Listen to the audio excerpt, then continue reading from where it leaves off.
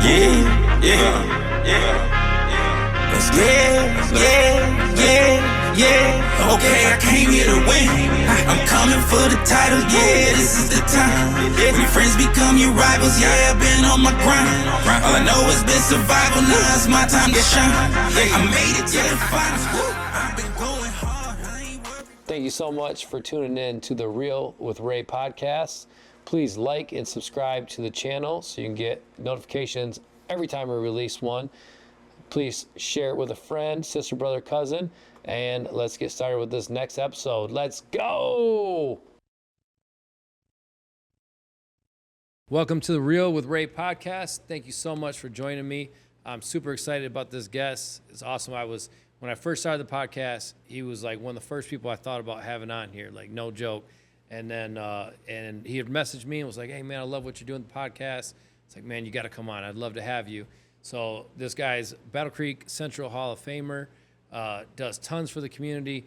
Craziest thing is he doesn't even live in Battle Creek anymore, and the things that he does for the community just blows my mind. So give it up for my guy, James Quice Williams. Thank you so much for joining me. Good brother. How you doing? I'm good. Good, man. Thank you for having me, man. It's an honor. Appreciate you. Appreciate you coming on, man. Yeah. It's like when we first started, my wife had told me, she looked up about podcasts, and she said like 99% or 90%, some statistic, podcasts don't make it to 11 episodes. So first thing when she told me that, I was like, 11 guests, you know? Yeah. So and I knew you lived in Arizona, so I was like, oh, it might be hard to get them over here. But I knew how much stuff you do for the community. Sure. So first thing I want to just hit you with some questions today. Yeah. Like, tell me about just early Quice. I know you as Quice. Yeah. Who does anybody call you James? Barely. You know what's so crazy is because back in Arizona, most people just say James. But then once they find out, like, they look at me up on social media, they're like, wait, who are you? So it's funny though, because, like from friends, officers, community members, the mayor even calls me Quice. So it's just like, so they didn't really know who I'm, like, who's James? Like, unless you say James Quice Williams, they're like, oh. But yeah, man, James back in the early time, man, was this young kid, man, riding his bike with the, mongoose with the pegs on it. Yep. You know what I mean? I came a long way, was a north side kid. Family was in all areas. We grew up in a time where, grandma lived, was near the projects. Auntie was on Oneida. You know what I mean? Everybody was so close and knit in the community that every block, that anything that you did, man, you was close in arm's reach. And I come from that. You know what I mean? I come from that. I come from a single home with my mom and my two sisters. My father died at an early age when I was 7 years old. It was definitely devastating, and then it crashed our home a little bit. But I found my touch. I had a couple troubles coming up a little bit, but as I found my touch and my niche for sports, oh man, the rest was history. So yeah, that was me. Yeah. I didn't even know that about your dad passed away at such a young age, man. Are your sisters younger or older? So I got an older sister and a younger sister. Okay. Yep, and a half brother. So you became man of the house right away. Man, right away, man. What's so crazy? I always say this to people. I was like, you have to give me from my childish ways because I had to grow up fast so early. You know what I mean? Because when you're 7 years old, man, and life hits you quicker, then you see death. You see a lot of experience that you hear about certain acronyms about hospital, somebody dying, cardiac arrest, or families with diabetes or cancer. And you learn about those things so early that you just want to be a kid, you know what I mean? And you facing trauma, and that was a lot of triggers growing up, and I faced a lot of failures before success, which is it made me who I am today. But a normal kid nowadays, I love when kids are being kids. And I was a kid, but I had to have that back in my mind that like mom may need some help today. May not be able to get on the bike and go ride with friends or do certain things. Like you got responsibility at home first before you can do anything else. So. That's awesome, man. That's tough to experience that at such a young age. Yeah. But yeah, like you said, it's helped you become the man you are. Tell me about growing up in Battle Creek, like how the different things in Battle Creek that help create the man that you are, Having mentors, man. Having a lot of good mentors, support people that was behind me. When my father, when he passed away, I had a lot of good, older relatives that were like uncles. And they let me fall short. They made sure I stayed out the streets. And I had like I said, I had my troubles. You know, I almost caught a juvenile case as a kid, and a lot of things I did, but I was lost. You know what I mean? I was lost because I needed a father. You know what I mean? And how it happened was really pretty much is I had a good group and a good community where I actually met a mentor while I was in this part of this program. When I got in trouble, most of my friends was going to the juvenile, and I had an opportunity to go pretty much to it's kind of like an after school with like a boys and girls club, but it was called a host program. We did it at Lincoln Elementary in A&J. And when I got in this program, I met a mentor. And it's crazy that this mentor, is an older gentleman, looked like a grandpa, had the whole overalls, was a great guy. And he stares at me. Man, you're in 5th, 6th grade. I didn't want to be here. I was just doing this to get the right that I did my attendance today. And he stares at me. And he just looking at me. He was like, James Williams. He was like, you gonna be here tomorrow? I was like, I guess. I ain't got no choice. You know what I mean? I gotta be here. I gotta stay out of trouble. So he was like, all right, I want to show you something. He said, if you promise to be here tomorrow, I want to show you something. I got something for you. So I'm like, okay. So come back the next day. Been in the host program, waited my time. It was my time slot to come in. And he brings this yearbook. And he said, it was from Southeastern. And he said, I want you to go to page 56. So I go to page 56. I look down at it. It was my dad. And he was like, your dad was one of my best athletes, man. Your dad was an all-state running back. Your dad was, all-conference football, all these things. And I never knew that my pops was like this. I heard stories. But to see photos of my pops, that passed away, all the great stuff he did, and he was like, man, he said, and I know you're in here for these reasons. He said, but your dad was a great man. He asked, is he living today? I was like, no, he passed away. He said, I'm very sorry, James. He said, but I can see that a lot in you. And from then, I stopped getting in trouble. I wanted to be like my pops. So it's just stuff like that just kept me going, man. And when you especially at a young age, when you had I was like 11 years old, I was like, oh, man, this is what I want to do. So. It's like such a God thing, man. Yeah, God's just, timing, man. It was just crazy, especially at that. I'm like, what? Yeah. And it's like everything just got out of me, and it's like, wow, that's all I needed. That's awesome. So, yeah. That's a cool story, man. Yeah. And then, so tell me, what age did you really start? So your dad passed away at 7 years old, and then this was around how old were you in this? I was 11. 11. Yeah, 11 okay. years old, around 11, 12, yeah. And then when did, so you probably already started playing sports, but when did that become your driving force and what you really focused on? Yeah, once I left, NJ and I was in elementary, I got to middle school. So it was it was grinding time. So I started to play, more AAU sports. I knew football was it. I had a passion for running to the outside to score. You know what I mean? It was just toss sweep. I was one of those kids running back. You see, I was one of the fastest ones on the field. And I was just like, this is it. I ran track, did those things. Always wanted to be a multi-sport athlete, but football was it, man. And once I, excelled in that, I knew the chances. My mom was behind me. She just wanted me to be great. She wanted me to be better than what we experienced, our family and the dynamics, and also the stuff that we was, facing in, my early childhood, years. And from there, man, once, elementary and middle school was great, great with the sports. Went to high school, it was like, yeah, I got moved up to varsity as a freshman, got to the playoffs. And then from there, I was all city, all conference. Then I became all-state running back where I had the opportunity to play in the East and West High School All-Star game and then got a scholarship to play college football. That's awesome. And where'd you play college football at? At University of Olivet. It was Olivet College, but it's University of Olivet now. So nice. Yeah. And then, am I mistaken? But I feel like I remember you had made ESPN on something. I did. So I already knew. I'd looked it up a little bit. Yeah. So tell me about making it on ESPN. When was that? And what was that like? So I made ESPN when I played in Poland. I had a contract where I played in Poland. And what happened was we was playing this team to get to the playoffs. We had to knock them off before we can go. And it was against this team that was it was in Warsaw. So I don't know, most people have never been to Poland. It's kind of it's so close to Germany. So Poland is a nice city, very, very vibrant. I call it a party town, but it's very fun. And you guys say football because they think it's soccer. So it's American football. And we was playing this team to get to the playoffs. And, I was known in college and in high school for pretty much punt return, the kick return. And the team that they avoided, actually, they tried to avoid the kick to me. So he ended up kicking it to me, and that was like my second touchdown.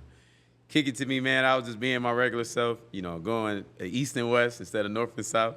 And then I would make a couple guys miss and scored. And then, next thing I know, after we won that game, we celebrated with our team. And not even a couple hours later, my phone's blowing up. So I'm like, what's going on? And I get all these notifications like, hey, man, you on ESPN. I'm like, ESPN? Like, what you mean? So they're like, no, you on ESPN. So they were like, James Quice Williams from Battle Creek, Michigan, playing in Szczecin, Poland, scores a returning touchdown for the PLFA American League. And I'm like, wait, whoa. So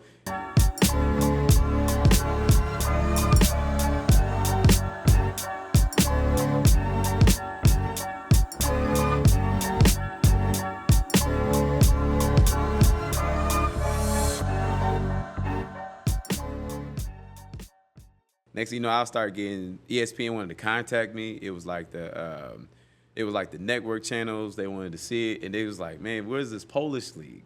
They're like, "Who is this guy?" So next thing I know, it was just starting to get some reach within like modeling, all this other stuff. That was because of that punt return and off being ESPN. That's ESPN. crazy. Yep. And it made the top 10, right? Yep. What Yep. number was on top 10? Do you remember? It was like, I think it was like 7 or 6, but just to have that, to make it on top 10, though. You know what I mean? Yeah, and the city was behind it. Battle Creek, I was getting a lot of hit up from friends and family. My mom and them was just smiling ear to ear. So they was already watching my games, online. So they would just blow it on the big screen. So just to see that on ESPN and just seeing my grandma and them shout, it's a great feeling. That's awesome, man. Yeah. So you played high school football all 4 years, varsity, went to Olivet College, University of Olivet now, played 4 years there. Yes, sir. And then right after college, did you go straight to Poland, or what did you do? Yeah, so right after college, pretty much I ended up having an opportunity to still work as a mentor and do stuff for the Boys and Girls Club in Battle Creek. And then I was working at the VA Medical Center. So I did that pretty much for about a year and a half or so. And then I had the opportunity, either to go do arena football or to go overseas. And then once that opportunity, I had a call back. One of my good friends, Mario Brown, which I played with him too, they ended up having a tryout there. He's like, hey, you want to come with me, Quice? I'm like, for sure. He said, just send your film. We're going to head out there. So we had 2 teams just actually trying out for it. And one of them they both wanted us to play on them. So they was like, we can contract us both, and we both can play on it. So it was the great thing. And next thing you know, we had a write-up in the Inquirer, and he had some couple interviews. So it was great. That's cool. And so you guys got to play together. Yep, got to play together. And that was just a crazy story how that even happened. So, yeah. That's awesome. And so how many years did you play in overseas football? So I played overseas for 2 years, and then once I got back, got to help out in the community, launch off with a couple nonprofits, and then I ended up playing arena ball. I ended up having a couple contacts with playing in USA football teams that get to go against like USA versus Mexico, USA versus Canada. So I got a lot of invitation with that, so that was fun. And then when I played arena, played with the Battle Creek, pretty much like a Battle Creek Sting team. And they had got it going a couple years ago. My last time was playing was in 2023. We helped them get to the playoffs and stuff, so that was great. So I came back as a returner and played safety, so that was cool. So you were playing all the way up until 2023. Yep. Dang. Okay. Yep. So that's a long football career. Yeah, it's a long way. So definitely wild, man. So a lot of people say, "I'm like, you still playing?" I said, "No, not at this time. I'm just focused on the community and my health. More than anything is, in the football world, man, you get jammed up a lot, and a lot of my friends have reached a lot of problems afterwards, from concussion to joints pains, and it's a longevity thing, and it still bruises them to this day. I know a friend that played in high school, and he got hit real bad in the neck, and then, he had to seek some help and some physical therapy about it. So yeah, it's a tough football's sport. a beast. It is, So it is. I was like, I'd rather have my brain and save it. So Yep. for sure. So tell me about so what did you go to college for? What did you major in? So I majored in communications and minor in criminal justice. Okay. So that was great. So it's so crazy. When I was in college, I did a lot of radio hosts, and I did a lot of broadcasting, newspaper, but then I also had the criminal justice piece where I wanted to work in the court system. Did law and ethics, so just learn about just pieces of the law, your rights as an American, and which is a good thing everybody should know. So that was a great experience with that at Olivet, and And that was pretty much about the best thing for me, because that led me to so many opportunities in Battle Creek, just to knowing what's going on in the city, also law enforcement and the court system. So that's awesome. Yeah. And so graduated from all of that, played football, but I feel like I've seen you around the community doing tons with the community. I know you're personal training for a little bit. Yeah. You're doing that. And then let me ask this, with just how much what do you think is your driving force for your heart for Battle Creek? One thing I hear, so I'm not originally from Battle Creek. I grew up in Albion. I moved to Battle Creek my senior year. Right, neighbors. But I came to Battle Creek, and I felt so welcomed, and I felt the love here. So I'm like, I love Battle Creek. To me, like, this is home. I'd never live anywhere else in Michigan. I might live somewhere else warmer. Yeah. You know how that is. Yep. But if I'm gonna live in Michigan, I'm gonna live in Battle Creek. I love Battle Creek. I love this community. Everything my wife and I have been through, the way this community just wrapped their arms around us. It's an amazing community. But I hear a lot of people talking negative about Battle Creek. You got sites like Nosy, whatever, talking about stuff, things like that. Your heart for Battle Creek, where do you think that comes from? Like you said, man, just the love for it. You know what I mean? When you're from here and I can literally close my eyes and you can drop me off in the neighborhood, I know where I'm at. You ain't even got to say, even when you told me where your location, I ain't even have to GPS it. Because when you know this area and you know it so well in the back of your hand, man, that's how you know, like, you're from around the way. And it's just something about the city, man, that you can't get away. They have such a part of you that will never leave. The smell of the cereal, and when you wake up in the morning, like, who gets to experience that? You know what I mean? When you got family that that retired from Post or retired from Kellogg's, or anything from Denso Factory, and everything sold within certain distance, that not even like a 20 minutes or so, or 10 minutes, and you can get somewhere at a certain side of town. From Sir Pizza to Figs, just certain restaurants that's just so natural from home. And when you go to bigger cities and you're like, it ain't there. Like, because you're so used to this close gated community. I call it close gated because we're small, because everybody knows each other. You can know from Harbor Creek, from Lakeview, from Penfield. I know a family from east side of town. And that's an amazing feeling, especially as you get older and you seeing a lot of this new generation and they hear about you and their families. It's an amazing feeling. So, and it's hard to leave. It was hard for me to leave. So what took you to Arizona, and how long have you lived there now? I've been in Arizona. I've been living there, so far for 5 years. And what took me there was just a new opportunity, job-wise, experience. Right now, I'm a branch director at a Boys and Girls Club in Scottsdale, and it was just the money. You know what I mean? And I think we all can, relate to that. As far as career-wise, make some changes and a sacrifice for your family. But me going there is still like I never left. I'm here in Battle Creek, as we talked about, some projects and some nonprofits. I'm here pretty much like 3 to 4 times out the year. Yep. So sometimes people are like, wait, you're in Arizona now? I'm like, yeah. They're like, when you just home? So I was like, I was. So they're like, well, you just here yesterday. I was like, I'm back in Arizona now. So yep. So what are some of the biggest challenges that you face, like post football? And you played for so long, and getting into now like a working career, like behind a desk, is your job more working with kids, or is it more like working behind a desk, making phone calls? What has that transition been like for you? Man, it was hard, but we still experience it. Like as in you on a sports team, you got a whole group. Either you're a football, you're a captain. So being a director and a supervisor over people, it's like I still got a team. We still trying to win this ball game. You know what I mean? We still got to make plays. We're gonna make some mistakes, but just pushing forward. So I always use that gap in that sense of a team aspect. And some days, some games you're gonna lose. Some you're gonna have some bigger wins with. But and some people may not. Some people may quit. You know what I mean? But that's the adversity. So I always look at it from the games of sports, but relating to the professional field. And that's there from anything that we do in life, man. I always compare it to sports, and thank God for that, because that teaches and prepares for life expectancies, but also experiences and things that we face. So, and that's the just being the big difference with that, man, and trying to change that from being a sports, just strictly sports, and just going straight to the work world. And we always have our work experience, but it's just finding a niche and just stay more active. You know what I mean? me not playing football now, I'm trying to do Spartan races, Tough Mudders.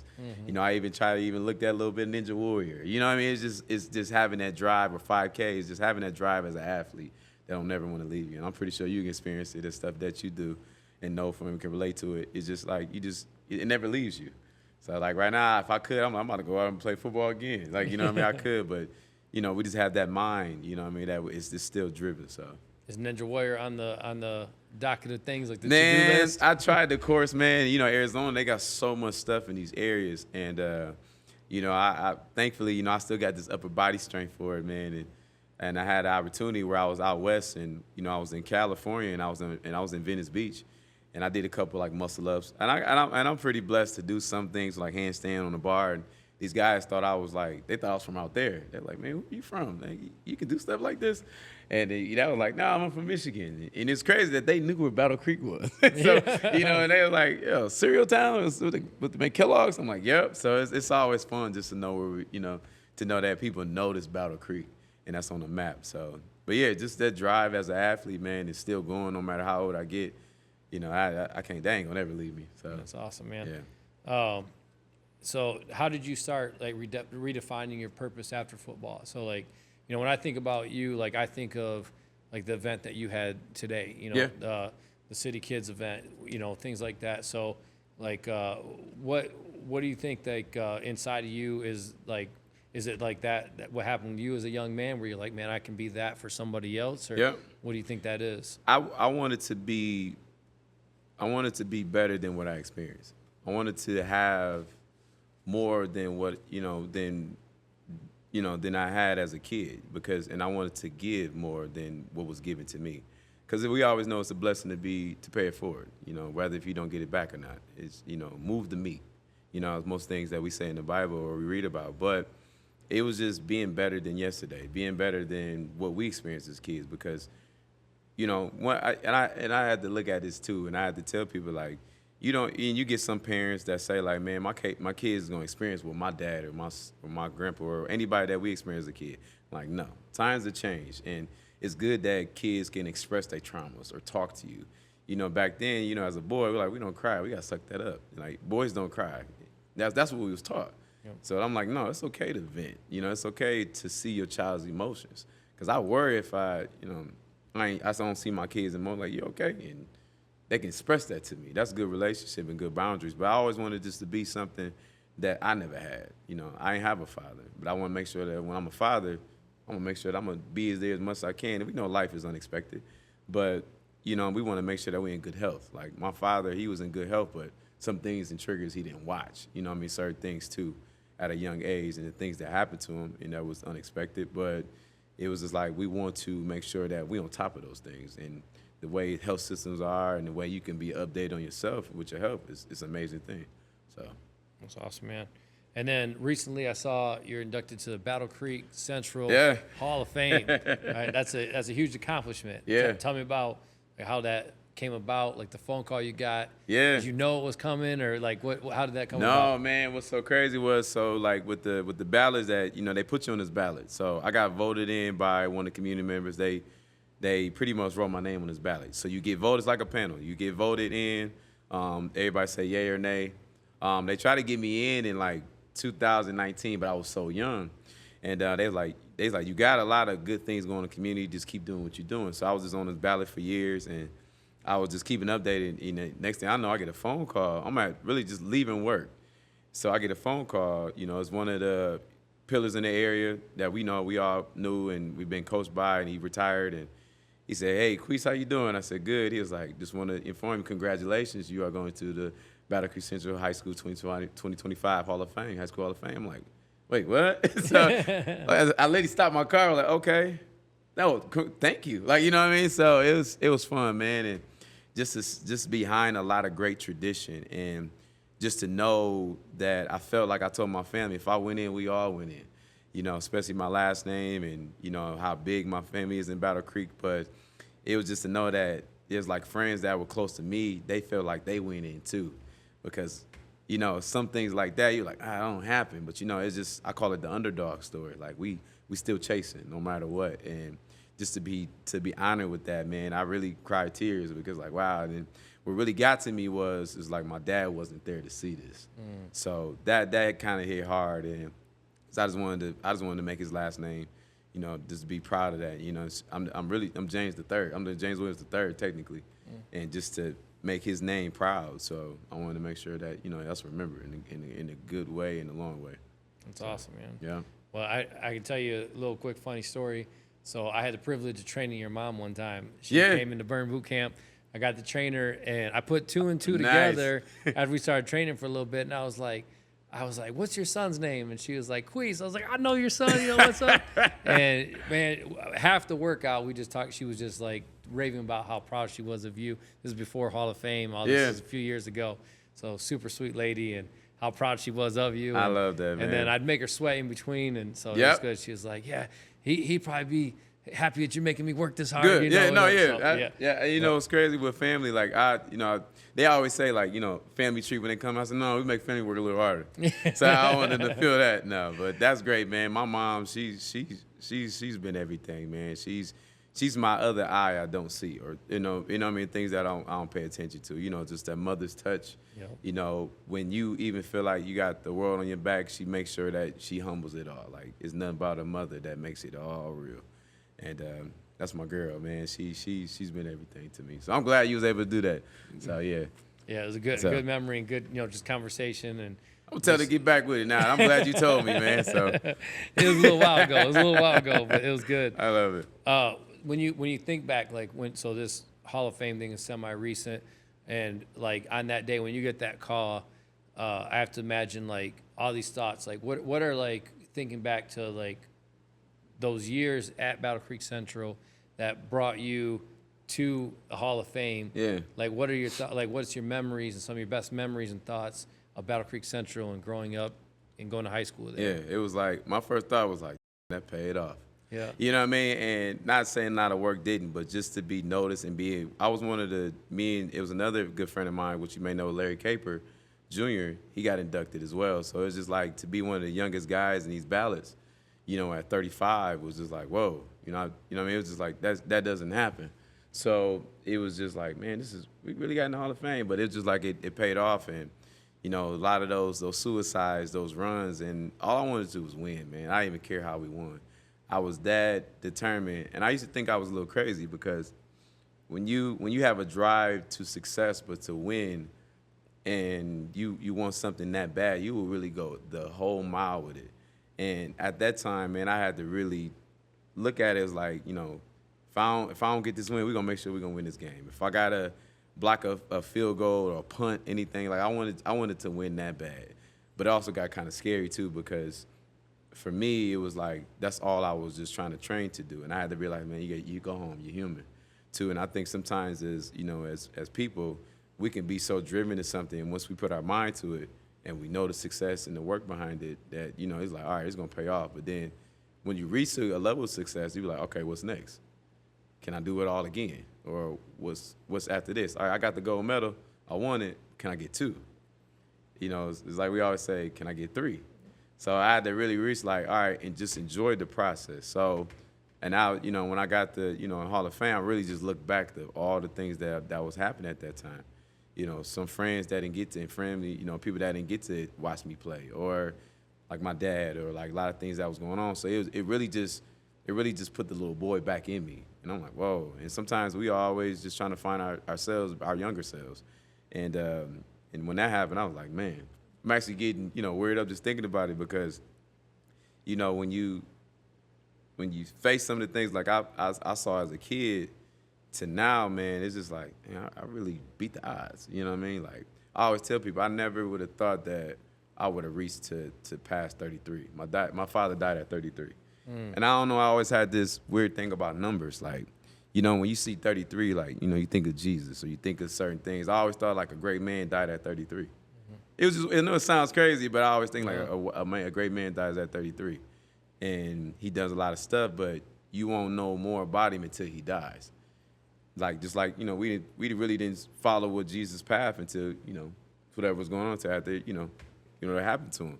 I didn't know more about my pops until after he died and what happened to him. I realized how big of a pillar he was to my family, what he was into sports. I didn't learn more. I'm still learning things to this day.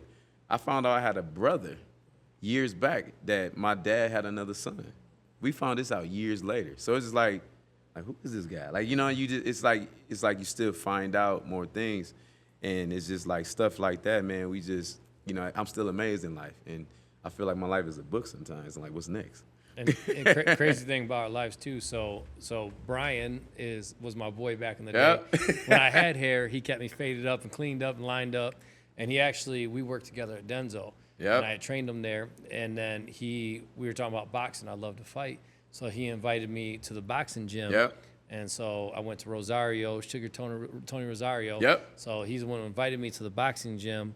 Was a great friend of mine. And so then I saw later on that you guys found out that you guys were brothers. And so it's just cool how God kind of had worked that out where that was like my boy from back in the day, and then found out about that. But man, how crazy is that to find something like that out? And look, so check this out, right? When me and Brian were kids, we would always hang with each other. Imagine, and we was like we was good friends and like neighborhood friends. Like me and Brian would go we'd ride, go to the east side with each other. We'd go to stores, play football, not knowing this whole time that this guy was my brother. My mom and my dad never said anything. And, sometimes, as they job, they didn't make us, notice about whatever was going on and or whatever they was facing. But you'd be like, as the year get older, you're like, hey, you were my brother the whole time. And it was something about it. It's like it was just a liking about him that he was always staying out of my house. Not knowing this whole time this guy was my brother. I'm thinking that he's just a neighborhood friend, you know what I mean? Or just like somebody that we're going to school with. Not knowing this whole time this guy was my sibling. How did you guys find that out? So after my father passed, his, respects to his mother, and she came back, we kind of found out some things. We always hold stories, but we found a possibility that, my dad, could possibly be, his father. And, we started to look at photos, everything. I'm like, this guy kind of looks like me. And it was so crazy that we all have this both kind of like a lazy eye, like my father had, and he has the same thing. And my grandfather, too. So it was like a slap in the face. Like, hey, this guy could be my brother. So we started asking a lot of relatives, and it's so crazy. Like my dad was still living. Like, he ain't here, and spirit flows through anybody. And we asking like a lot of older cousins, that were like uncles. They were like, yeah, Neff, I'm glad. He said, whenever just talking and ask questions. I even asked my grandma. She took her glasses. I was like, yep, could be your brother. And we like, you like, wait, what? You know what I mean? So, things happen. He's excited. I'm excited. And, we try to, personal reasons, I get it. He kind of stood back. It's kind of scary. You don't know if this guy's your brother or not. So we stayed in touch over the years, came back from overseas. He just came out of nowhere. It was like, man, you my brother. So I'm like, what are you saying? So he was like, no, man. Brian actually took a test, respectfully, to his other side of his family. He took a test, and he found out that his brothers that he thought was his full brothers was actually his half brothers.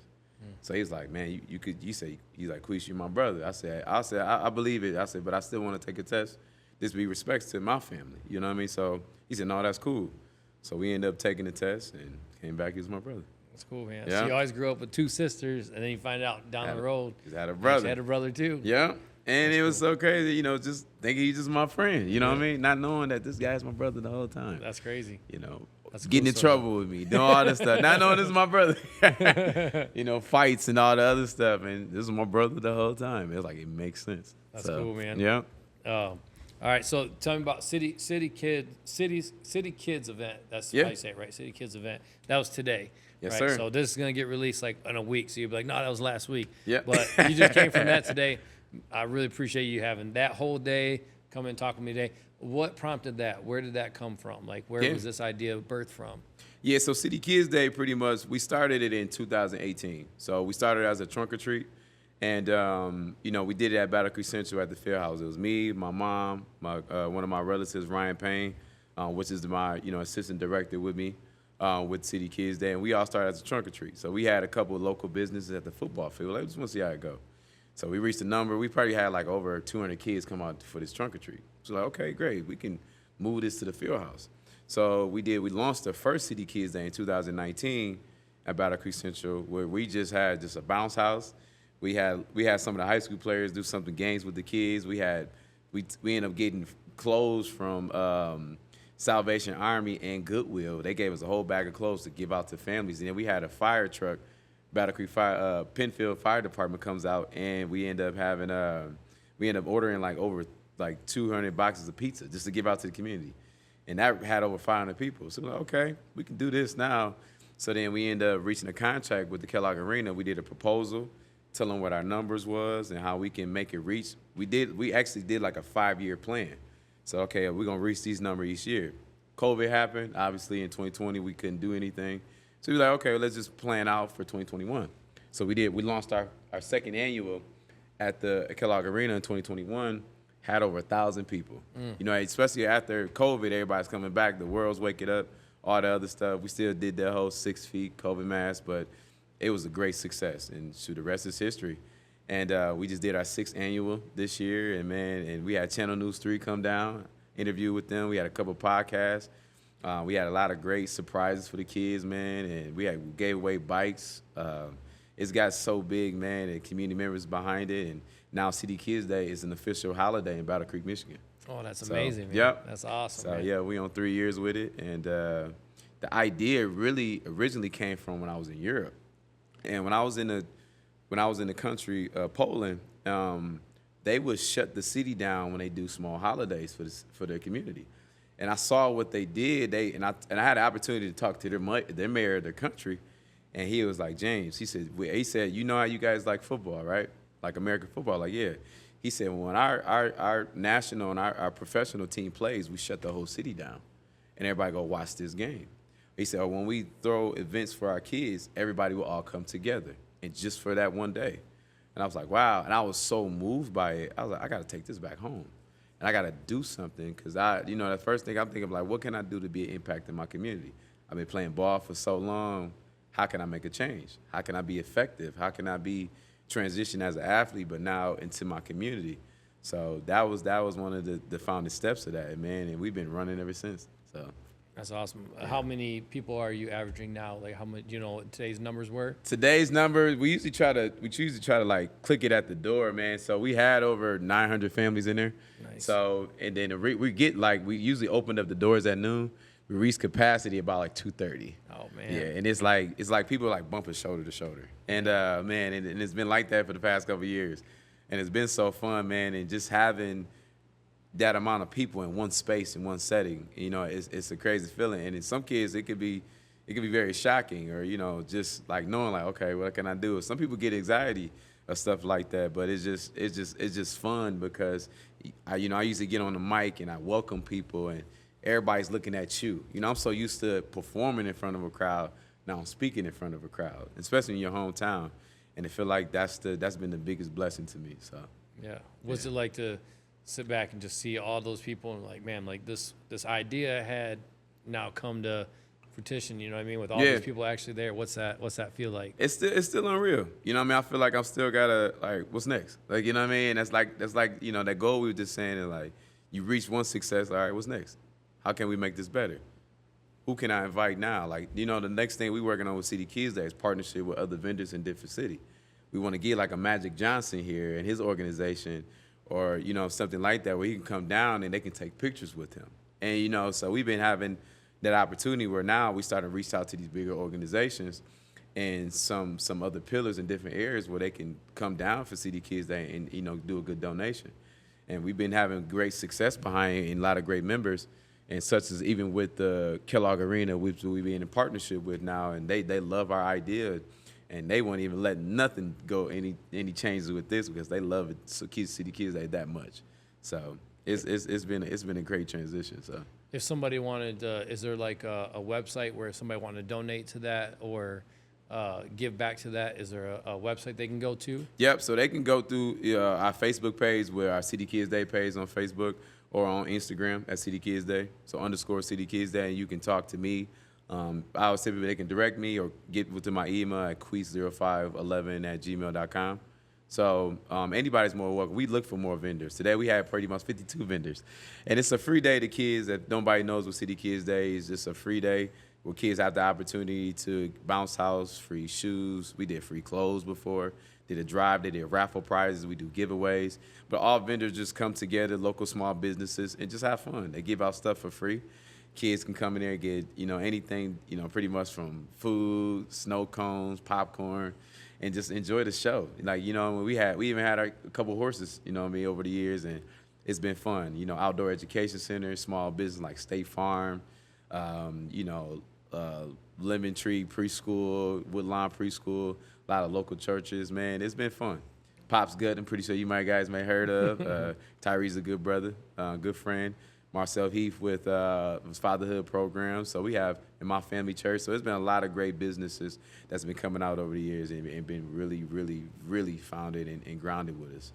So, but anybody can join, like, if you just tell us what your business or organization, or even if you want to volunteer, because, we have a lot of volunteers that come out, and they have fun themselves. Sometimes they don't even realize they're an adult. So, they get on these rides or stuff like that. It's just a fun day. I imagine it takes a lot of volunteers to make an event like that successful. Yeah. So how many volunteers did you guys have? So today, from vendors and volunteers with them that helped out, man, we probably had over 120. Yeah. Or so. Yep.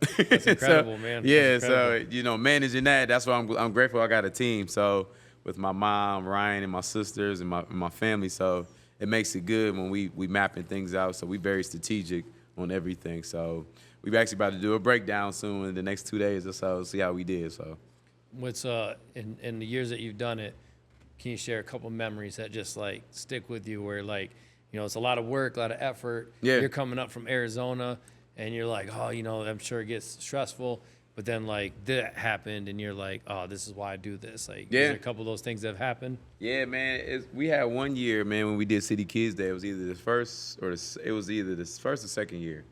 And this kid, you could tell he was either, he had a lot of things going on. He comes in a wheelchair with his mother. And, he's having a good time. We got some of our volunteers. They help him playing with games with them, and he loves it. We get done with the event. I'm just breaking down. The mother comes to me, in tears. And she said, James, I want to thank you. I said, well, what's going on? So I'm thinking something's wrong. She said, no, I just want to thank you. She said, you got my son to smile, and he never smiles. He's been in the wheelchair because of his conditions. But for you to have my son smile, man, I really want to thank you. And stuff like that, man, it was just like, I couldn't even stop if I wanted to, because we got people that look forward to this day. And it was the same with a family that says, my child looks forward to this day, every year, Quice. So please don't stop this. So and it wears them out, and it's a great feeling too. So they look forward to it. They have all the candy, sweets, food, and when they go home, they're tired. So awesome. I think any parent can relate to that. But that stuff like that, man, just keeps me going. I couldn't even stop. Like I said, I couldn't even stop if I wanted to. So. That's cool, man. And then, another thing you have is Black Men of Excellence. Yes, sir. Tell me about Black Men of Excellence. Yeah, so Black Men of Excellence is that we highlight a lot of great black men in the city of Battle Creek for all the accolades, all the great success that they do. That pretty much is that they get highlighted for the day, where we dress them up. We highlight some people over the years of services, what they do in the community. We do a vote. We pretty much just bring them all together, where we model them and give pictures. We have champagne, a lot of great food, and we sit back and just, we pretty much get into a lot of a good gospel too, where we have a lot of good mentors and pastors that come up and tell us words, but a lot of good inspiration, a lot of good people that come up and just pretty much just highlight you. We just want to give you your flowers for what you do, and we getting real big with it now. We're working on like 4 years of it now, and we're still going, and it's great, man. And we been getting a lot of good feedback from it, and a lot of good members, and it was so crazy. It's been getting more diverse now, so it's been getting, instead of with Black Men of Excellence, but Men of Excellence. And as we start to grow, and with this, man, we're trying to reach to a Quice maybe in Lansing, or Marcel in Chicago, or one of these great, or a Tyree with Pop's Gut in Kalamazoo. So we want to reach to their pillars and let them know, because we want this thing to grow. So, and it's been a good thing so far. Where did that idea come from, and how did that get started? Oh man, it was one of those times where I'm just home, doing something, after like a City Kids Day, and people was like, we usually come back home during Thanksgiving time, and they was like, man, we should put something together. We should get all the fellas together and we should just all dress up or do like a night ball. So I'm like, I'm a good fan. I'm a huge fan of like Harlem Nights, or how those guys dressed up. They look good to the T. And I was like, man, I want to do something like we look classy. We look good. We celebrating life with cigars and highlight men just can talk and come to a group and just feel good about themselves. And that's how that came about. And what we did was we didn't post it, anything, social media, nothing. We just pretty much said, hey, just meet us here at 6:30. I want to take your photos and just spread the word, but don't post it. And they were like, yeah, I got you, Quice. No, for sure.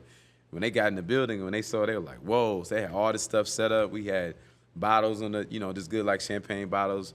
We had, photographers taking it was like you was at the awards, and it was just made them feel so in the light. They feel good about themselves, and we've been running with it ever since, man. And now next we started to script it out.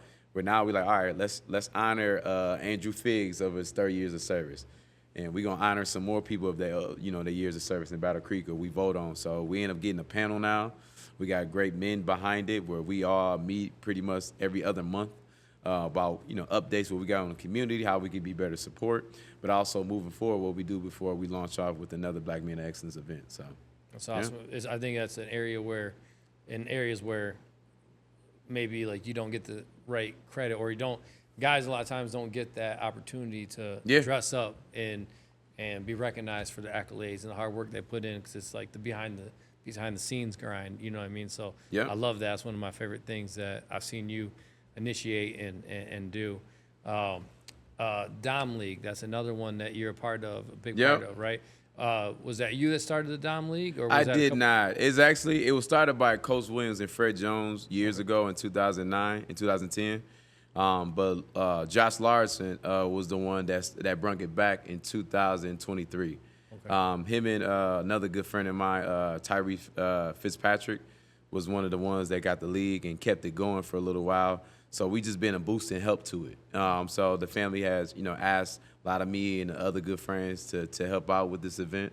I mean, this league. And so it's been a great success with it. The other one that, I run, all over it is pretty much the Joe League. Joe League. Yep, the Joe League. So we do the Joe League tournament where the first year we did it at the Kellogg Arena. And then the second one, this past couple months ago, we did it at the Family Y Center. So, my apologies. Joe League. Yep. Tell me, for sure. What is the Joe League? How did that get started? What is the basis behind that? So it's pretty much it's for justice. It's really much stop the violence, gun violence. Joseph Bowser the second was a great member at Battle Creek. He was a kid that his life was short to gun violence.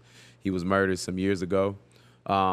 He was somebody that, like another person that broke records at Battle Creek Central, was a great kid, great community member. He was going to school at Western Michigan, and that was cut short due to gun violence. You know what I mean? And we wanted to keep in memory of his name. I knew his family well. He looked up to me like one of a good big brother to him, and I was honored to have that. And when the family was still seeking justice, but in the meantime, we wanted to ease them a little bit. It's like, hey, what can I do? And the family said, I'd love to do something. He was a big basketball guy. And I was like, well, would you like the guys do like a league or a tournament? Anything I can do with it? And so the family agreed to do a Joseph Bowser, a Joe League. And, first year we launched stuff, man, we did at the Kellogg Arena, which I've been in good partnership with. I said, hey, I got a proposal. They said, hit me because what you got? So I showed them what was going on. They loved it. The family, we pretty much had about 8 teams playing in it. And they played for Joe, you know what I mean? And it's been a great success. And that started, just with the family. We trying to keep his name alive. And Joseph actually has a proclamated holiday in Battle Creek, so it's called the Joe Day on his respective birthday on February 10th. So I'm very honored that the family love that I advocated for them and got that day and got a lot of good partnership and good friendship with a lot of community members downtown to do so. So and it's been a great success. So, but we always say still justice for Joe. So justice for Joe. So awesome, man. That's that's a powerful message to go along with that. Yeah.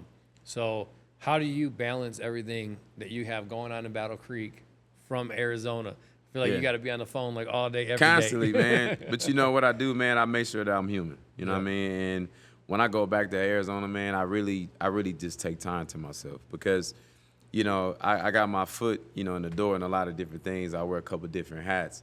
And I don't make a notice about it unless somebody asks. You know, it's times where I've been at places, or I did the Joe League, or I'm on a City Kids Day, and people they know my name, but some people never saw me either. So then they were like, "Oh, you're Quice. Wait, you run this?" So I was like, "Yes, I do." So it's a good feeling. They were like, "Wait, let me give you a hug. Let me shake your hand. How can I talk to you?" So it's fun, man. And they was like, and then they go back to football. Like, "Hey, I remember when you played in Europe." So I was like, "Hey, you was home." So I was like, "No, I'm not. I'm in Arizona." So it's fun though. So just the balance with that, man. When I make sure that when I go back to Arizona, I just focus on me. I make sure that I have time to myself. I make sure that my mental health is everything. And and once we break down everything, I make sure that let me cut the world off for a second. Let me take it all in. So I'm pretty sure as a human that we don't really balance that out sometimes. We always make sure that we got to be available, and it's okay to shut the world off. And I had a hard problem with that because I feel like you never know when somebody needs you, and that can be hard too because that moment you didn't answer the phone, somebody really wanted to talk to you, and you could have saved a life, man. I remember times I felt like I saved some people's lives by answering that phone. And that one time I cut it off, I wasn't there for them. But I had to learn sometimes it ain't always your problem either. So you got to make sure that you matter first. And that took me a while to really realize that. So, yeah. That's a good message. So, all right, I got Joe League, I got City Kids, Black Men of Excellence. Yep. What other things you have going on maybe we don't know about yet that's on the cusp, or that am I missing? Tell me some other things you got going on. Well, I'm getting ready to be a dad. I'm about to have my firstborn. Man, having a little baby boy. He's gonna be Congratulations. here. Thank you, man. So I'm excited. That's probably the best gift and I say project or anything comes to me, man. I'm so looking forward to that, man. And he'll be here the due date's August 6th. But it's just like that's I announced it, a little bit, but this is one of those things that I keep private, just because I was home last week and a lot of people didn't know. But like I had our baby shower, and most people were like, "Wait, you were here?" I was like, "Yeah, those things just respectfully that I wanted to keep to myself that I value because for the first time in my life I can keep something that's mine, and I feel like my son is mine, and I want to make sure that people that he's gonna be around that they respect that, you know what I mean? And our kids are everything, and I want to make sure that I'm there in all steps of the way for him, you know what I mean? So, I want to make sure when I'm, leave this world that the legacy, and I just want to give it to him. Like, hey, you take this, man. Not to put no burden on him. Like, whatever he wants to be in life, I'm great, you know what I mean? But I just want to make sure that all this is him. Like, hey, see, you can do what you want with it, son. You know what I mean? So, that's why the best thing right now is about to be a dad. So that's exciting, man. Yeah. As I always say, that's when life really begins. Yep. Yep. Like it's like Yep. me and my wife, we joke. Our oldest is 11 now, but we'll say like, man, what did we used to do before we were parents? You know what I mean? So you'll have that where it's just like, and then that shutting everything out, is like becomes easier. I feel like, once you have kids. So. I don't want to get too much in your business, but is this going to be like the fourth coming up, or you got a different name, or you got no, you good, man. So right now, I want him to have his own identity. He still go obviously be James. We put him as a middle name. So his name is going to be Da Vinci James Williams. So it's Baby DJ. So yeah, man. Yeah. So Baby DJ. Me and his mom agreed. Hey, we want him to have his own identity, and obviously he's still going to be Little Quice. Little James. That ain't gonna leave him, you know what I mean? Yeah. And a lot of friends was like, man, are you gonna put him in sports? I'm like, of course. But I just want him to be just a healthy baby, a healthy kid, man. I'm already knowing. I'm already trying to figure out how his attitude, his whole aura as a kid or as a person. I'm just excited to see because it's like, man, like I made that, like what I mean. So I'm pretty sure you can relate. But it's just like, man, so I'm just ready for the journey. The flaws, the ups and downs. But it's just more challenging, what we do in life, from work, from the professional field to sports. How can I do that with my kids? Yeah. It's like, are you willing? Most parents like, I would die for mine. You know what I mean? So it's just, that's the next, like you saying, that's the next part, the next big challenge. Like, how is it going to change you? Yeah. So I'm ready for that. The great thing, because you're 35 now, right? 36. Y'all just turned 36. Yeah. 36. So for me, I'm a fan of being an older dad. So my last baby was born when I was 30, I got to even think now, 37 36. Yeah. So I was 36 when my last baby was I love born. it. But I feel like I got everything else in my life out of the way that I could just focus on being a dad. If I would have been a dad younger, I would have had all these things going on. Yeah. Where now it's like I've got myself established. I know who I am. Yeah. So I know I can be a better dad. And I feel like I enjoy it and embrace it so much more. So I pray Wow. that for you, that, you know, you have that, you know, all that already in your past. So Yeah. now you can just really enjoy and just embrace every day getting to be a dad. Yeah. And right, it's like nothing else, man. It's so much fun, you know, seeing like, you'll be like, I've got my one daughter, she'll do stuff. And I'm like, oh my gosh, like that's my face, you know, or, Yeah. you know, and they Wow. just pick up everything. It's a blast. That's awesome because, like, it's so crazy that you said that because all my friends come to me now and be like, man, you waited. You did it the right way. And I'm like, what do you mean? Like, you know what I mean? That's like, no, you did all this success. You did all your stuff. Then you had a child. It's a lot of us, which, you know, they like, I'm blessed I got my kids, but we had them so early. Like, we had them at, like, 22, 23. Like, man, you waited till you was 35. You did so much. Now it's like you can just chill. Yep. So they were like, I commend you, man. So I was like, you know, it's good to know. And watching your friends have kids and watching people do stuff, it's like, all right, it just lets you know, like, all right, how am I gonna be as a dad or as a father? Just watching them or getting, you know, feedback from them. They're like, man, you're gonna do just fine, Quice. So it's just having that feedback and just watching that, man. But it's just more exciting. So, but I want to ask you a question. So it's like, as a dad, what's the I guess what's your biggest worry? Oh man, for me, I got girls, so it's boys.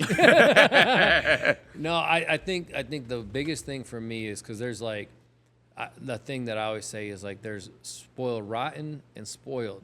You know, it's finding that fine line because I Yeah. want to give my girls the world. I want to give them everything, Yeah. but I don't want to give them too much to where they don't do anything for themselves. Yeah. So like I want to create someone I want them to be grinders. But Yeah. I also want them to know that they can enjoy life and working isn't everything. Yeah. You know, I learned that over my wife's cancer. You know, like somebody told me a job is just over being broke. You know what I mean? And so it's like I want them to. My thing was I want to follow something I'm passionate about. Yeah. So I want them to find their passion and follow that and find happiness. Yeah. If there's one thing I could choose for my kids, they always ask, Dad, if there's one thing you want from me or whatever, I want you to be happy. Yeah. I want you to have true happiness. You know, Man. I mean, it took me. I'm 41, and I truly don't feel like I ever found Blessings. true happiness. Honestly, the craziest thing was after my wife's cancer, because I worried about so many things. You know, like I tell people all the time, I can't worry about, like, people ask me about politics or what do you think about this, or I can't worry about all of this over here when I got so much to worry about right here. Yeah. You know, and so and really when That's a good way to put when it. I realized that, that's when I found happiness. Yeah. Is because I only really worry about what's right here. And that's really what I love. Yeah. So my biggest worry is just messing up, man. Yeah. In the long term. Yeah. And I joke, I got 3. I raised them all a little bit different. Yeah. So I'll tell you at the end which way worked. Yeah, no, for sure. And that's crazy. You know, they was like, you know, most people say every parent has their favorite. But I was like, I think every parent has their know which one to pick and choose or who's doing what. So I commend you, man, especially when you got girls. So it's like, all right. You know, and I always thought, like, I always tell myself, like, if I was be a girl dad, you know what I mean? And I was like, okay, I know I'll be either she'd be wrapped around my finger or I'm going to have her spoiled rotten. Yeah. And I think that's, like you saying, that's going to be my biggest thing. Like, I don't want to spoil my son too much, but he's my firstborn. So it's like, It's hard. hey, man, you can have all this, man. So and that's amazing, man. You put it in a great perspective. But I always wanted to know and ask people, like, what's your biggest fear with your kids? Yeah. So, or being a parent. My biggest, and the other thing, one thing I've noticed, like us, we're always like, we were raised a certain way. Yeah. And we're like, I don't want my kids to go through this and have that. And then you raise Yeah. your kids a certain way. Well, I don't want it to be like that. So I always wonder, what I wonder is what my kids are going to say. I don't want to be like what my parents were. So Yeah. I try to eliminate all of those things that I Yeah. probably do. Yeah. But so let me ask you this. Do you feel like you're just going to have one, or do you have plans on having a big family? What do you think? You know, growing up, I always wanted a big family. You know what I mean? I always wanted at least, you know, a couple kids. I always say 2 is always great. You know, you have somebody to play with. But, you know, I always, you know, I'm okay with 1 right now and just see how that goes. But all my friends say you want 1 right now. Yeah. But you might have another. They always been saying that. I was like, we'll see. But, you know, I grew up with a big family. You know, I grew up with just me and my sisters. You know, that's all we knew. You know, we always knew was just family together. No matter what, it's always us against the world. You know, that's one thing I want my son to know. Like, man, it's us, man. You know what I mean? It's us against everything. So, but it's just that's my biggest thing. You know, it's right there. But you know, I guess we'll see. You know what I mean? I see how he goes and how everything flows naturally with it. But either he wants to be a big brother or something. But he has a big sister. You know, she's 3. So, you know, boy and girl. So I know his mom is happy. Nice. So, yeah. So the biggest thing I think is being there. So it's funny because I have such a similar like sibling setup. I have 2 younger sisters that are twins. I have one older stepsister, but I didn't grow up with my dad. My parents got divorced when I was young, and then my dad left our life. You know, he was still alive. He ended up passing away a few years ago, but I only had a relationship with him last 2 years that he was alive. Wow. And so that was kind of how I felt with my sisters. I was super protective over them. Yep. You know, and felt like it was just us against the world, you know, and always had to protect them. The only thing that changed that is when I had my own kids. And then I had to kind of tell my sisters and my mom, because I say that me and my mom were like raised together. She was a young mom.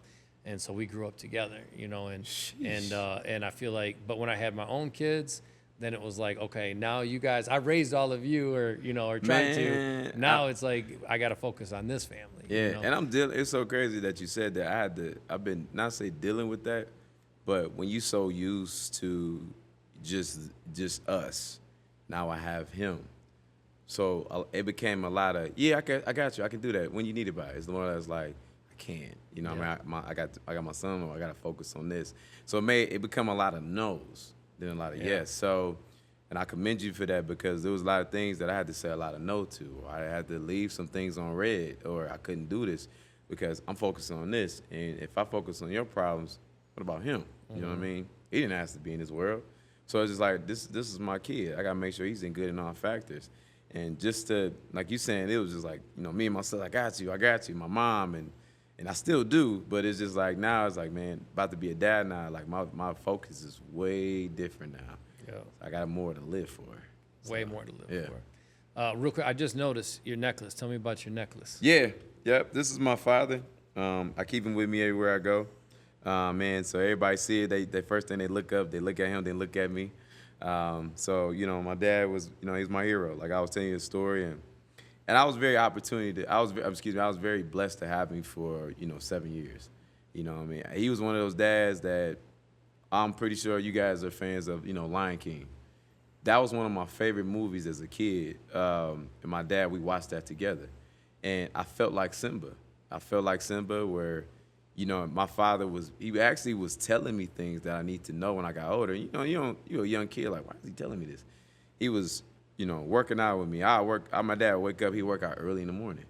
He would, you know, he'd say, family is everything. He'd say, Quice, watch your sisters. He always tell me, you know, I was gonna go outside and play. You know, I was gonna ride my bike. But, you know, he was just telling me stuff so early that I don't know if he even knew. Like, he was just preparing this stuff for me. Like, you know, hey, before I get back up, like, you know what I mean? And he would, you know, work out. I said, man, don't ever get down if you lose in the race. Like, he was showing me stuff as a young kid, how to be smooth, how to be very vibrant in the room. Like, I used to watch my dad go in rooms, make sure everybody's noticed. Like, you know, he gives everybody their flowers, or, how you doing, man? Shake, how you doing? And look a man in his eye, and he'll leave, and they'd be like, wait, where'd he go? Like, you know what I mean? So I always wanted to be like that. And so, you know, I always got him with me when I get on the plane, and anything that I'm doing to wake up, it's just, I always got this necklace on me. And I just wanted to be in memories of him, man, and just follow his name, man. You know, one of my things is when I leave here, before I go back to Arizona, I'm gonna go to his grave and just thank him again. So, like another City Kids Day rap, like what you think, Pops? You know, I mean, just had that talk with him. It's like, what you think? What I got to work on? You know, what's going on? So, and yeah. That's cool, man. Next question for you. All right, so tell me, why is it so important for you to give back to Battle Creek? So, like, you know, you've moved on to Arizona, and why is it so important that you keep giving back to Battle Creek? Because I mean, I feel like it's such a burning desire. You know, again, all the way from Arizona. Yeah. Why do you think that is? Really, it's to give what we didn't have. You know what I mean? We didn't have these things coming up. You know what I mean? All we knew was when Harlem Globetrotters was coming to town, we was gonna go crazy. You know what I mean? So, or certain things that was happening, that was gonna be at the arena, we couldn't wait to get there. And, I wanted to be something. I want to be a product to my environment. You know what I mean? And I always tell people, you lose yourself as something that's bigger than yourself, the more energy you're gonna have. And when you have something that's bigger than you, you're gonna have way more energy because you wanna complete it as fast as you can, but just successful to the T with it, no matter what's going on. And Battle Creek is something about this city, man, that we just can't get away from. And it's just like, it's home, you know what I mean? From, like I was saying, from mosquitoes biting you to the crickets, to the sound, to the streets, from, certain families. And we just know from anything from the north side, east side, south side, from Lakeview Square Mall to, you know what I mean? It's just something about this city. And, from going to one Myers to the other Myers, on Beckley Road. So it's like, you just know those things, and you know have to get off the penetrator and know what to do. And it's just the city makes it, even fonder to keep reaching. And anything that I keep learning or gain information from, I bring it back to the city. Like, hey, man, I saw that they do this and such. I got a partnership. How can we bring this to Battle Creek? You know what I mean? Or bring my friends out to Arizona, because I've been getting good partnerships out there where we get some friends on podcasts out there or do their community stuff. So it's like learning different dynamics in other ways and how we can bring it back to the city and make the city better. And I'm very, grateful that I could talk to city commissioners, the judge. I mean, judges too, but also the mayor can call me and say, hey, Quice, what do you think about this? How we put this on the north side of Battle Creek? So just to get your opinion, or people just want to know what you think about this, or call you or look up to you as a mentor. Like, how can I leave that city? You know what I mean? No matter how far I go, how can I leave that? You know what I mean? And people always say, like, and I always saw this on social media. A lot of people say, man, I can't wait to move out of Battle Creek. I be like, I can't wait to come back. You know what I mean? And that was my thing. I can't wait to come back because you miss it. You know what I mean? And it's not just moving back, but I can't wait to come back just to be home. And and when my son is here, man, I want him to know home. I want to know where he comes from. Like, even though he'd be born in Arizona, but your family's here. This is your bloodline. This is where your grandfather was. This is where I used to be. I can't wait to the day to tell them the story. Like, look, man, I got my first fight out there. Or I got my first kiss with a girl over here. Like, probably I'm like, ugh. You know what I mean? So it's just, that's what I'm looking forward to. And that's Battle Creek as a whole, and just to know that, man, and, the city is going to forever be me. You know what I mean? And I always say, like, I got the city on my back, you know what I mean? And I'm grateful to be one of those guys that people can say, yeah, Quice left this blueprint, and I tell people, the day that I leave this earth, you're going to know I was here. Yeah. So I love that. Yeah. I definitely, when I think of pillars in the community and people doing stuff for the community, I always think of you for sure. What do you think Battle Creek needs? If there was something that you could, like, what are things you look at the city and think, like, this is things that we need, and what do you think those are? Access. Access to certain things where, like, we can use more access to, like, a Kellogg Arena, or have more access where we can get it to a lot of these big places, or have things like, maybe of a taste of Chicago. Right now, we getting the taste of the Creek, Creek Fest or anything else. So we starting to get a lot of those things, but it's just more information or resources, or a lot of good, businesses where they can get on board to be more successful. A lot of my friends was talking about how we should pretty much, when a new business owner or a vendor or anybody, entrepreneur gets their first business, how we can do an open house for them to welcome them. You know what I mean? To let them know, like, hey, man, we want to, it's like, like having a baby shower when you graduate or anything, like, we want to do an open house for you. So it's like, hey, you got the resources and the things that you need. But to me, it's just access. Battle Creek is still growing, you know what I mean? And I think most people are stuck between new generation of, like, TikTok, social media, and then you still got one that's still old school where they street promoted and ground root in that sense, where, like, we put it on poles and street signs, or, like, putting it in the mail, you know what I mean? A lot of things so people get notice about it. And I think that's so fascinating, where everybody can get online and you can know anything from Chat GPT, from learning TikToks and how to fix stuff, or YouTube. And this world has changed so much. But, I think that's really me to me, is just getting more access to people that don't know information and what's going on in their city. So, or how can we get more help and more grants and people more like, you know, things we doing here to, you know, like, all right, I see Raymond doing these things. Let me get in contact with this grant at the Kellogg Foundation. We want to give you maybe $10,000 on your first episode, you know, and they have stuff like that where they can give you money and or just to show like, hey, I love what you're doing. You're getting a good reach. Let's help you with this. So that's me, is just access to know that there's money out there. And Battle Creek is a very wealthy city, you know what I mean? And has a lot of great things. I think how it can be utilized, but it's just more people just got to get involved. That's what it really is. Just got to get more involved, but just to know the information that's behind it. Do your research. Look at certain areas.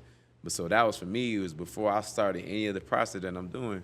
I had to learn I had to do my research. I had to know what dynamics I can do, families that I need to attack, that bring them on, and the proper good partnership and good friendship with people in the city. So, I think that a lot of people, I see this a lot of times, like, you know, different on social media or whatever, you know, we need to do this, Battle Creek needs this and that.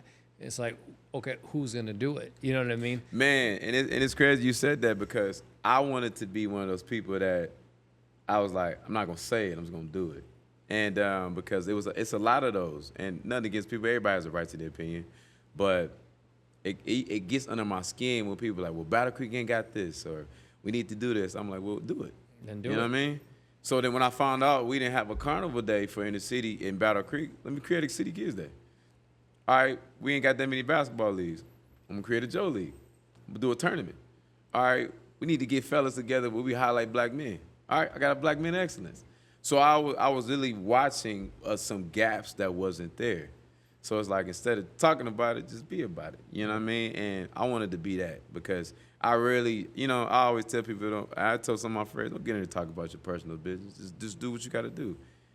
Grind now, see the success later. You know what I mean? And you're going to have your lumps, but keep going. But you know what I mean? I think that's the tier part, and I'm glad you even said that, because it's like, let's do it. You know what I mean? Do your research, find people that can help you, put it out there, and, you know, put your best foot forward and see how the success or reach go. And if you fail, try again. So. It's amazing. You have thousands of people saying they should do this, they should do that. You're a prime example of just, if one person just steps up, how much you can accomplish and just do. One. You know, exactly, just one. And then imagine if there were 10 Quices, you know what I mean, for a city like Battle Creek. Oh, man, no. That'd be crazy. Nah, but that's what you're saying. All it just takes is just one. It just takes like one. Right now, say if we saw a little, say if, like I say, let's take an example. A girl she raising awareness for cancer awareness, and she goes to Harbor Creek, and she's saying, in order for me to, and this does happen every day, she needs $20,000 in order to pay this bill to her to cure for cancer. And me and you can be on there and be like, all right, me and Raymond gonna donate $1,000 each. We need 10 more people to donate this money, whatever it is. It could just take me and you from our following, and some people do have this reach and this following where we can just post about it. Next thing you know, we got money in there. So and it's crazy. All it takes is one person. And I have asked people, say, hey, Quice, can you post this for me? You have a different following than I do, but can you just do it? I'm like, I don't have a problem, especially if it's for good reasons. So it's like, all it takes is just like one person to do something like that, or, you know, just for example, to help that little girl out to get this money to raise, you know, awareness for, you know, what she has going on for her cancer. So I always try to pay attention that we can be a help to. And sometimes you ain't got to physically meet somebody to help them either. You can Absolutely. just share a post. That's being helpful, you know what I mean? Or whatever's going on. Getting likes and shares. You know, it's crazy that our world is in dynamics of this nowadays, of likes and shares, but it plays a big part. I remember somebody told me one time, they were like, man, Quice, you just sharing my post got a couple contacts. I was like, really? You know what I mean? It's just stuff like that. And you just being your natural self, like, hey, see a good deed, I want to help out.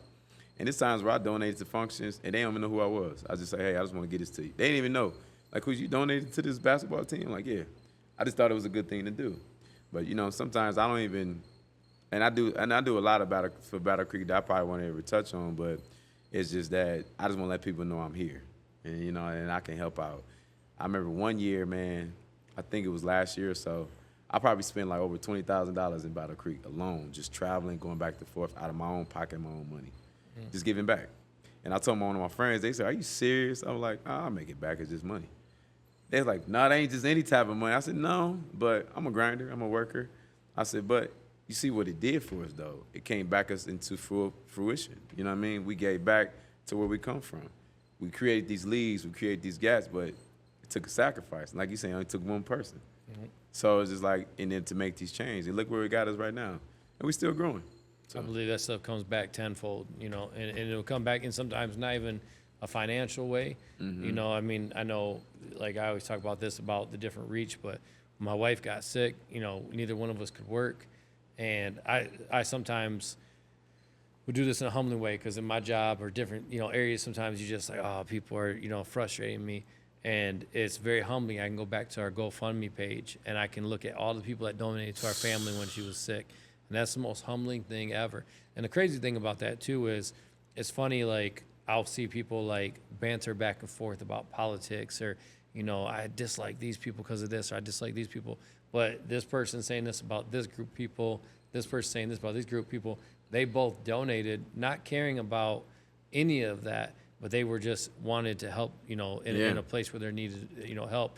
And then just by people sharing, that was the thing. I don't remember how many shares our GoFundMe got, but it was a lot. And then people just pulled in, and we were able to survive over a year off of those donations, just off people's goodness. And I tell you, there's nothing more humbling than have to take charity. You know, as our family, we were charity. And so after coming through that, it's like, man, all we want to do is never have to go through that again for our family. Yeah. But then when we have the opportunity to be able to give back to someone, we want to jump on that. You know? And it always comes back tenfold. It does. And just to know that you guys are loved, you know, and people, it lets you know there's good people in this world. Oh. And sometimes you don't always got to look for it, and they will find you. And it's, you know, and it's make you feel good to know that you did your part in this world. And I was always told that, and just make sure you do your part in this world, and everything else, it will take care of itself. And I think just by you being the great person you are, man, it just came back to you just 10 times more. And I know it was a lot for you to do. Like, man, we got this much love. And you guys had and I saw it. I was like, man, these guys got a lot of love. And it's just your story is so humbling, because that you were able to let people experience your life on a day-to-day basis, you know, from you know the boot camps and stuff. But to know that your personal life and people to experience that, like, imagine, like, man, it's another Raymond. Raymond's just like me. Mm-hmm. You know, he's human. You know what I mean? And that you experience that, and people can relate to that.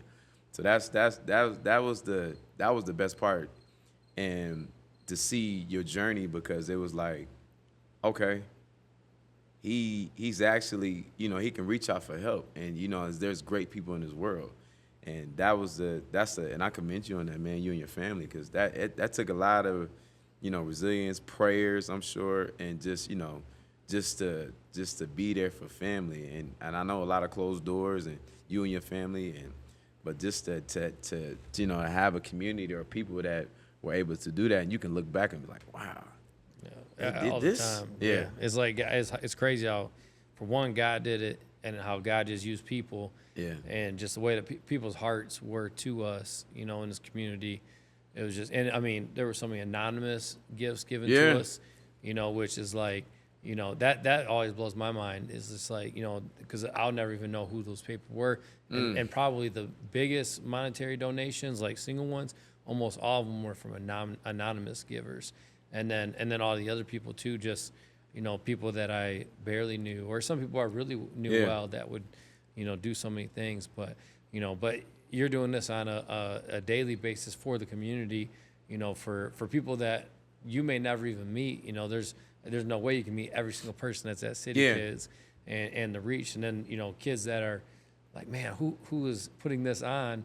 I want to be that guy one day. You know, you're lighting that fire in somebody that you probably don't even know about yet, that will help your legacy live on. You know, that brings me to my next question. So when everything's done, dust settled, what do you want James Quice Williams the third? Is that correct? Third? Yep. What do you want like that legacy? What would that legacy be? Yep. When people think back about your life, your legacy, what do you want them to say about you? What do you want your legacy to be?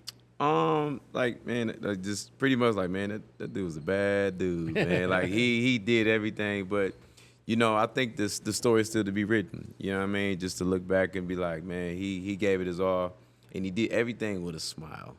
And, you know, when you can do that no matter what goes on in your life and you still wake up and smile with it, that lets you know, man, like, you know, you're blessed. You know what I mean? You're covered. You know, the devil can't even knock on your door if he tried to, because it's like, all right, I'm going to face this, but I'm going to get through it. And I always tell people that, like we said, I'm just one step away to get certain access. And once I get it, you can't tell me nothing, because that's all we want, you know, is to be in certain rooms or have certain things. But once I get in certain rooms, certain things, I'm just trying to find out how I can put it to Battle Creek or to my family or give other access to. Like, you know, right now, me and you on here, I'm thinking, all right, how can I get the mayor on here? You know what I mean? Certain things, like good stuff for you to get your podcast, because it's just great stuff to have for you, man, and you guys doing a great thing over here. So it's just, for me, man, it's just, you know, just being better than yesterday. But I just want everybody to know that, like, Quice was real. Quice was real. You know, he did everything. He believed in people. He loved people. He gave back to his community. He was a family man, but he did everything with a smile. But it's like, you know, I think it's that thing we chase. Like, we always say that Mamba mentality of Kobe, or having that resilience like Michael Jordan, how crazy you were about this success because you're always thinking about the next big move. And sometimes I be having to slow myself down, like, all right, hold on. But then again, it's like, if I slow down, who's going to pick me back up? Who's gonna take care of the Quice? I got to take care of me. But it's like, the things that I want, I guess I got to be a little crazy about. So it's like, all right, let's do this. So I just want everybody to remember me. That's like, James Quice Williams, that guy was nuts, but he made it happen for this community. So definitely. And then what advice or message would you want to give to Battle Creek kids, just youth all around? Because I feel like that's the heart that you have. Is like, you know, I see you talking about it, and I see, like, for me, just sitting here talking with you, I feel like city kids, like, every kid in that room is little Quice. Like, you see that kid that needed what you needed at that age, and you're like, I want to make sure they have that. So what is your message to all the young kids that you're able to reach with all the things that you do? What's their message for them? Be great. You know, be great, man. It don't have to be, you know, just be great what you currently in. You know what I mean? When you're trying to be Michael Jordan, you're trying to be LeBron, you're trying to be the next Curry, just be great. You know what I mean? Be great. Have those dreams of chasing those people, but because, you know, our first thing, you know, we was young, we wanted to be Allen Iverson. You know what I mean? We wanted to be Kobe. You know, we wanted to chase these great people, but it led us to be, you know, fans of these athletics, or these are great people. You know, but my message to the kids is just be great. Tend to be a kid. You know what I mean? I didn't have the opportunity as young to be a kid. You know what I mean? I had to grow up so early where I started to have fun. You know, as I got older, because life started to balance out a little bit. I had to learn about certain triggers and move around a lot as a kid that, you know, most kids may experience, but just be a kid. You know what I mean? So I tell a young kid, just be you. You know what I mean? Be you, and a lot of great things are gonna come to you. Have fun, enjoy the process, enjoy where you at right now, because when you come an adult, you know, we always come as get adults, we always say, I wish I was a kid again. See, you know, that goes 360, you know what I mean, full cycle, because you think about the certain memories, like, we don't know how good we had it sometimes. And, you know, and even the times that I faced troubles, and I was like, you know, I could have an opportunity to ride the bikes with my friend or meet my brother, you know what I mean, when we did stuff at those times as a kid, and just, we was here, you know. I remember when the Kellogg Arena had Nickelodeon Studios, and somebody came down and got slimed, or certain things that happened down there, or when the Harlem Globetrotters played, you know, came and played. So, you know, to give advice to the kids, you know, just have fun, be a kid, and, you know, be grateful for what you have, because it's a lot of people. We always say it's people that got it way worse than us. So last question I got for you. What's next? You've already accomplished all of this in life. You've had, you know, a great high school career, college career, professional career, ESPN top 10, you know, all the different things that you've started in Battle Creek, a position that's brought you to Arizona, a great position doing that. You got fatherhood coming. Like, what else is there accomplished in life? What's the future hold for Quice? You know what? It's a good question, man. I don't know. You know what I mean? It's like when you sit back and I just take it all in, it's like, damn, this is what I'm doing now. You know what I mean? And you know, I think for Quice right now is really just is balancing the mental aspect, learning about certain triggers. How can I not take on other people's problems so much and make them mine, but really just learning myself more. I think even as getting ready to be a father, but learning things, you know, being a pillar is that you start to learn more about yourself. You know what I mean? When you can't do something no more. Like I don't do football no more, so I learn more about me. I can't do, you know, may say some people can't run as fast as no more, certain workouts. And they think, you know, as we get older, certain joints hurt, you know what I mean? Or waking up out of bed or really rolling over, like, you know what I mean? So I think it's just learning yourself more, but taking care of yourself. So for Quice, it's really just, you know, whatever comes next, I'm gonna go full force with it. But, you know, sometimes I sit back and think about, like, all right, okay, we keeping everything current, but we're gonna add more to it.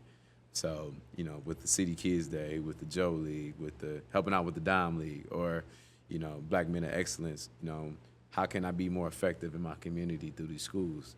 You know, tapping in more with, like, public speaking. But I can't tell you, though, I'm already looking to go back and, you know, get my certification. I definitely still want to, my other dream is always to be a college professor.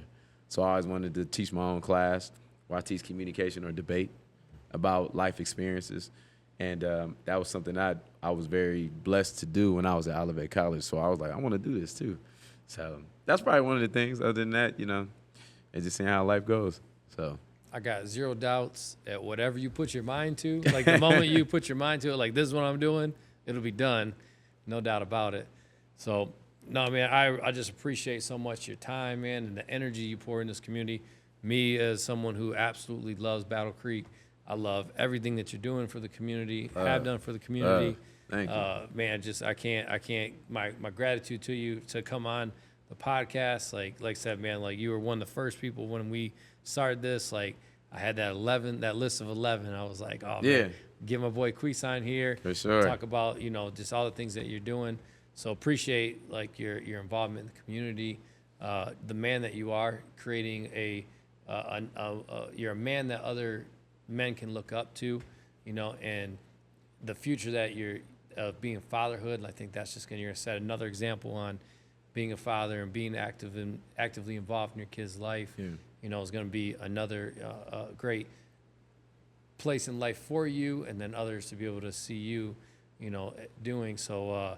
I just pray for nothing but great things and blessings on your family's life, your future son, for his health. I feel like already in my mind he's gonna come out and already have muscles and flexing on all the other babies. That's a lot of people saying. They're like, man, he's already gonna be flexing on the other little babies in the nursery. But man, so yeah, just I so appreciate your time. Did I miss anything that you wanted to talk about today? No, man, you guys have been great, man. You touched on a lot of stuff. Thank you, man. It's been very fun, humbling, and I'm glad I was able to come on. I appreciate you, brother. Appreciate you. Yeah. So we'll have to do it again, man. So definitely. Awesome, we'll definitely brother. be back, so for sure.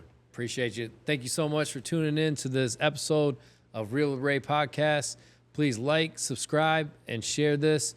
Can't wait to see you guys for the next episode. Let's go. Thank you so much for tuning in to this episode of the Real with Ray podcast.